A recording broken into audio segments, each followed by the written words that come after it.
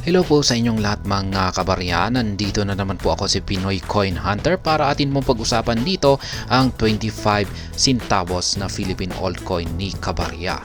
Yan, kanya po itong ipinakita para atin pong suriin at tukuyin o alamin kung magkano ba ang bentahan ng mga ito sa mga community groups. Kaya yan, nais po niyang magkaroon ng ideya sa presyuhan nito sa mga community groups para kung sakaling ibebenta man niya ito ay ayan, meron po siyang magiging basihan.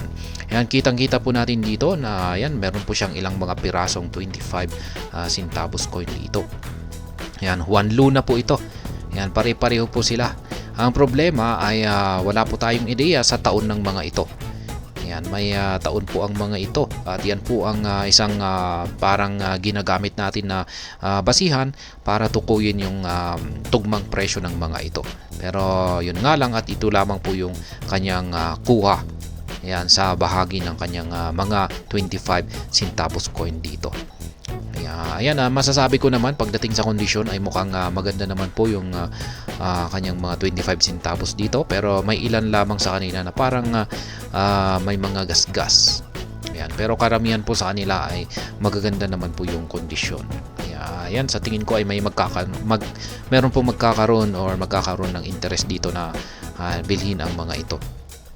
Ayan, hindi po kasi natin makita kung hindi po kasi gaanong malinaw yung kanyang kuha rito, kaya hindi po natin masuri kung may error ba ito. Yan, or may pagkakamali sa pagkakagawa ng mga ito. Kasi kung may error po ang mga ito ay isa naman po itong factor o bagay na pwedeng magpataas sa presyo nito. Kaya ayan, mas maganda po talaga kung kung kayang-kaya ng cellphone natin or camera ng cellphone natin na kuhanan ito ng malinaw, ay ayan, mas makakabuti po yan. At ayan, ang gagawin na lamang po natin ay banggitin na lamang po natin lahat ng mga presyuhan sa taon na posibleng taon ng mga baryang nasa 25 centavos na ganitong klaseng lumang barya. At ayan, mas kilalanin na rin po natin siya kay Numista at yung mga presyuhan sa mga online stores. Kaya ayan, umpisahan po natin kay Numista.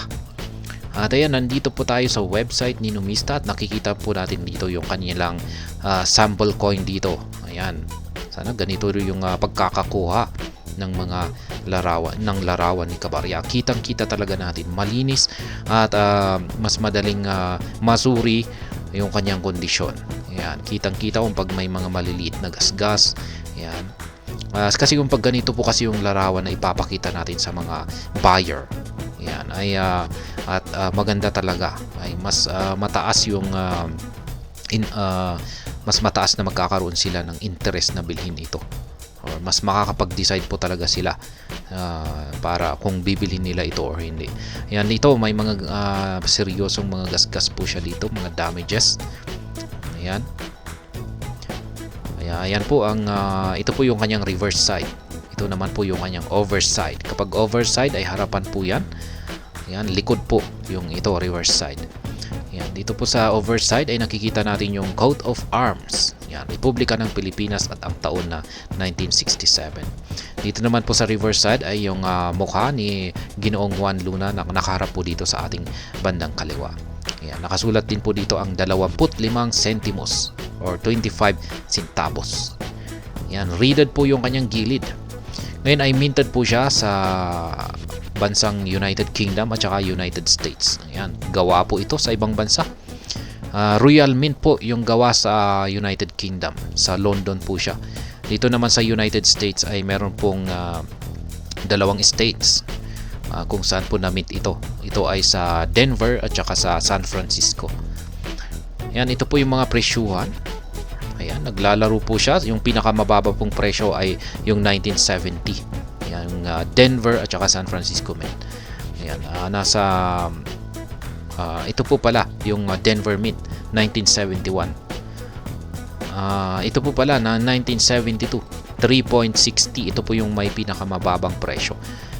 Kasi ang laki po ng kanyang mintage. Kitang-kita po natin na ito yung may pinakamalaking bilang ng mintage. Ito po yung bilang ng kung ilang piraso ang na-mint or nailabas sa sirkulasyon. 90 million po yan. Kung pag mas marami or mas malaki yung bilang ng mintage, ibig sabihin ay kung mas marami, mas maraming supply. Kaya mas mura po talaga ang presyo. Kaya yan, 44% yung kanyang frequency. Kaya yan, ito yung pinakamura. Yung pinakamahal naman po ay nandito po sa 1970. Yan, yung Denver at saka San Francisco Mint. Yung uncirculated po. Yan. Yan po ay presyuhan lamang po ito ni Numista, kaya mababa po talaga ang presyo ni Numista. Minimum price lamang po talaga ito. Kaya ginagamit lamang po ito sa yan, yung parang lowest price niya. At ayan, pagdating po sa mga online stores, ay meron po akong nakita rito kay Carousel na isang seller na nagbebenta sa halagang 100 pesos ang kada isa. Ayan. 100 pesos po pala sa 3 pieces. Yan. Bibilhin mo na lahat 100 pesos lamang yung 3 piraso na ito. Yan. Mukhang maganda po yung kanyang kondisyon. Yan, masasabi kong maganda po yung kondisyon niya ito. Yung mga parang dumi na ito ay ayos lamang po yan. Yan, tama po yung kanyang ginawa rito na wag linisin ito. Yan, mas maganda po na ganito na talaga ay ibenta na natin. Kasi kung paglilinisin pa natin yan, kung pag hindi po natin alam yung tamang paraan sa paglilinis dito, ay magdudulot lamang ng damages. Kaya ayan, masasabi kong okay naman po. Lalong-lalo na yung nandito sa pinaka yan, kung pipili ako dito sa tatlo ay yung nandito sa pinakabandang kanan yung pipiliin ko. Ito naman po yung kanyang oversight. Iba talaga yung kulay ng nandito sa pinakabandang kanan. Yan, makinang kumpara dito sa dalawang nandito sa ating dito sa gitna at saka ating bandang kaliwa. Ayan, pero binebenta po niya ito ng minsanan. Yung 3 piraso ay binebenta po niya sa halagang 100 pesos. Kaya murang-mura po talaga yung kanyang presyo rito. Okay na rin po ito. Ayan, meron pa tayo rito. Ano bang mga taon pala yung nandito? 1972, 1974. Ayan, dalawang 1972 at saka 1974 yung isa. Ayan, ito naman po 1967. Ayan, ito po talagang matindi. Ayan, uncirculated po ito. Ang linis. 1967 po siya. 25 centavos. Ito po yung kanyang oversight. Ayan, baliktad yung kanyang pagkakakuha. Ayan, binebenta niya. Isa po yata siyang kolektor. Ayan, pero binebenta niya. Siguro sobra ito. Ayan, sobra sa kanyang koleksyon. Kaya binebenta niya sa ibang mga kolektor. Binebenta po niya ito sa halagang 200 pesos. Okay na rin po yan para sa isang uncirculated na 25 centavos coin. 200 pesos. Ayan, ganyan po dapat talaga yung mga tinatago nating mga koleksyon. At ganito talaga yung maganda na itago. Kaya ganito yung hinahanap ng mga kolektor. Kaya sa tingin ko ay mabibili po ito. Pero last 2 years pa po pala ito. Posted pa last 2 years ago, walang bumibili. Ayan. Baka siguro ay namamahalan siguro sila. 1967 po kasi ay kung pag i-check natin yung 1967 ay yan, 40 million po kasi yung mintage. Ibig sabihin ay ang marami po talagang may hawak nito. Kaya sa tingin ko ay maraming kakompetensya ang seller dito na nagbebenta rin ng ganito, uncirculated na 1967 na 25 centavos coin. Ayan, dito naman kay eBay ay meron din pong nagbebenta rito. Ng 1969 naman po siya. Ayan, 25 centavos coin. Kitang-kita po natin na maski hindi gaanong malinaw yung kanyang kuha ay may mga konting mga gasgas siya. Ayan, binebentahan po niya sa halagang $2.45. Ayan, magkano ba yan? $2.45. Ayan, nasa 55.55 Philippine peso na po ang palitan natin sa US dollar ngayon. Tumaas po siya. Galing po siya dito sa 55.40, tumaas na po siya ng 55.55. Ayan, magkano ba ulit yun? $2.45. Ayan, $2.45. Yan, parang binebenta po niya ito sa 136 pesos. Kaya yan, okay na rin po yan. Pero mas okay ito. Ayan, 3 piraso mabibili mo. 3 piraso, 100 pesos lang. Ayan, mas makakamura ka pa rito. Kumpara dito na iisang piraso lang ay nasa 136 pesos. Yan, meron pang isang seller dito. Ito yung matindi talaga yung kanyang presyo rito. Ayan, ang daming gasgas. Masasabi ko na pong heavily used po ito. Or parang lininis niya. Ayan, parang ganyan po talagang mangyayari dito kung paglilinisin mo. Ayan, kung makikita mo nga ay malinis nga yung kanyang itsura. Pero mapapansin mo na ang daming maliliit na gasgas. Dulot po siguro yan ng sandpaper. Kaya ganyan po yung kanyang kinalabasan. Hindi po maganda. Makikita po at mapapansin ito ng buyer. Lalong-lalo na kung pag yung buyer ay isang kolektor na talagang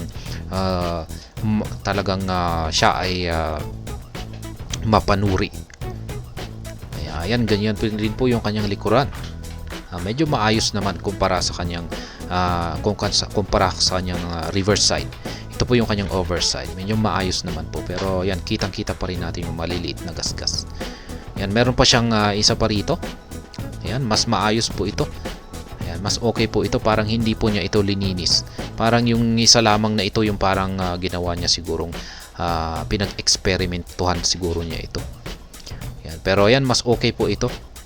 Sa tingin ko ay binebenta po niya ang ayan, 15 available. Ayan, may 15 available pa siya na binebenta. May isa na pong meron na po siyang isang nabenta rito. Yan ang buy 1 each, buy 2 each, buy 3 each. Yan. Pag bibili ka ng 3 piraso ay $3.44 each. Kaya ayan, kung pag isang piraso ay nasa $7.02. Kaya ayan, magkano ba yan? $7.02. $7.02. Ito po ay nagkakahalaga ng 389 or 390 pesos na yan. Ayan, 390 pesos yung isang piraso nito. Kaya ayan, sobrang mahal. Ayan, dito na lang tayo kay Carousel, sa seller ng Carousel, o kaya dito. Yan, 200 pesos lang pero ganyan po kaganda.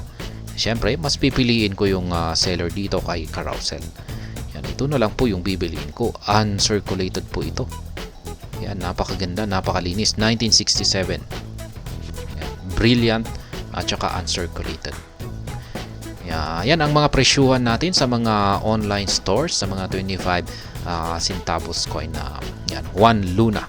At balikan na po natin ang ang old coin naman dito ni Cabarya para atin pong pag-usapan naman yung mga presyuhan sa mga community groups. Kaya ayan, yung mga ganitong barya ay naglalaro po, yung mga taon po nito ay mula 1967 hanggang 1964. Kaya ayan, 1967 hanggang 1964 to 1967.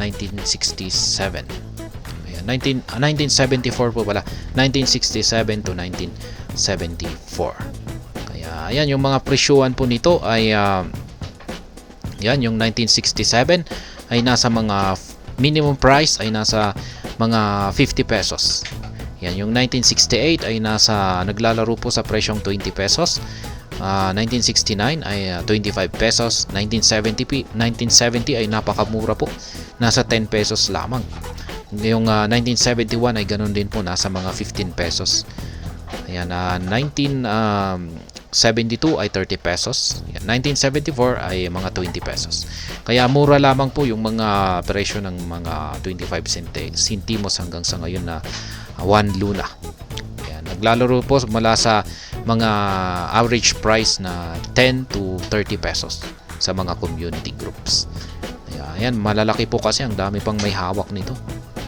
Ayan, ang dami pong ang laki po kasi ng kanilang mga mintage. Kaya ayan, hanggang sa ngayon ay marami pang mga sellers na nagbebenta ng ganitong mga lumang barya.